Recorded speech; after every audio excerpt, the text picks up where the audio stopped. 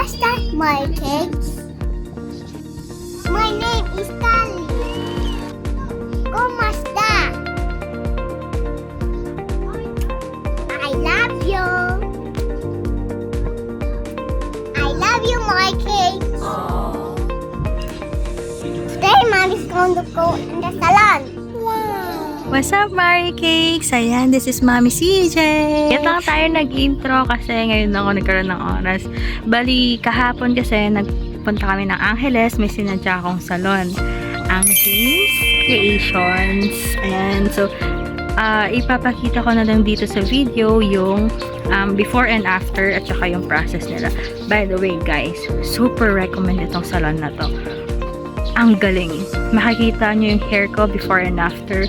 Tapos ngayon, guys, eto na yung outcome. As in, iba yung ang laki ng pinagbago ng hair ko, guys. Sa totoo lang, promise, super recommended ko. Lalo na ang bait ng may-ari ng salon, si Sir James. Siya talaga yung mag-a-assist sa'yo. Lalo na kapag damage yung hair mo, bibigyan ka niya ng magandang treatment. Hindi ka niya ipupush na magpa-riban, magpa-botox, magpa-Brazilian, whatsoever.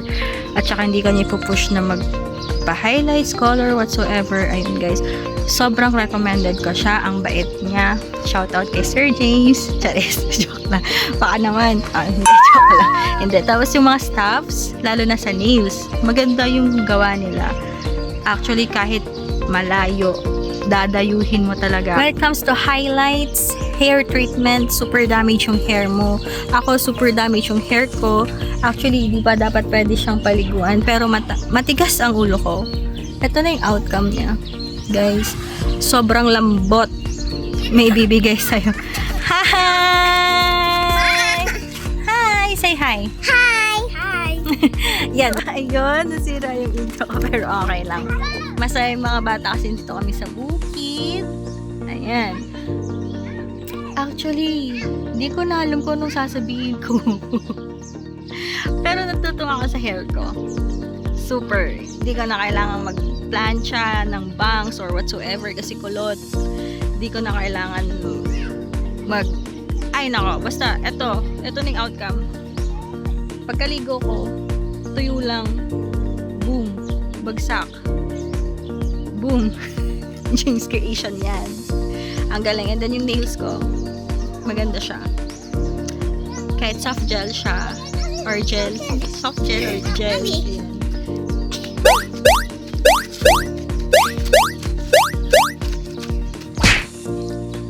Para siyang fake nails. Pero totoong nails ko to. Hindi, inalagaan ko lang kasi siya. Ayan. Inalagaan ko siya. Matibay yung nails ko. Ayan. Kita mo naman. Pero ang ganda, ante. Ang ganda.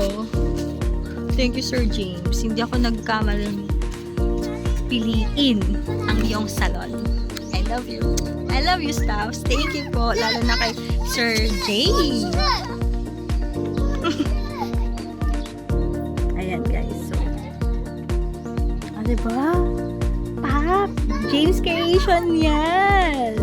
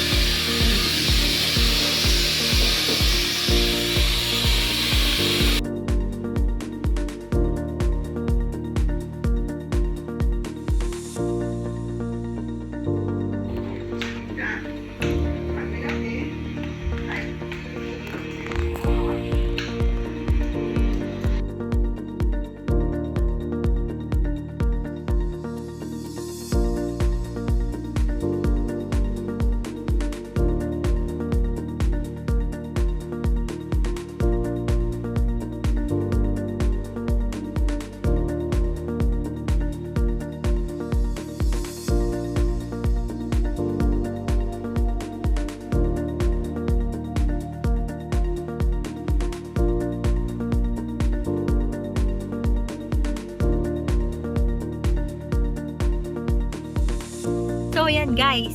Mary Cakes, nakita nyo ng process ng James Creation.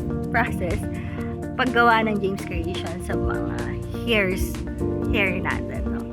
Bali, ganito kasi, yung nakita nyo sa picture, yung hair ko super damage, right? Ganon talaga siya.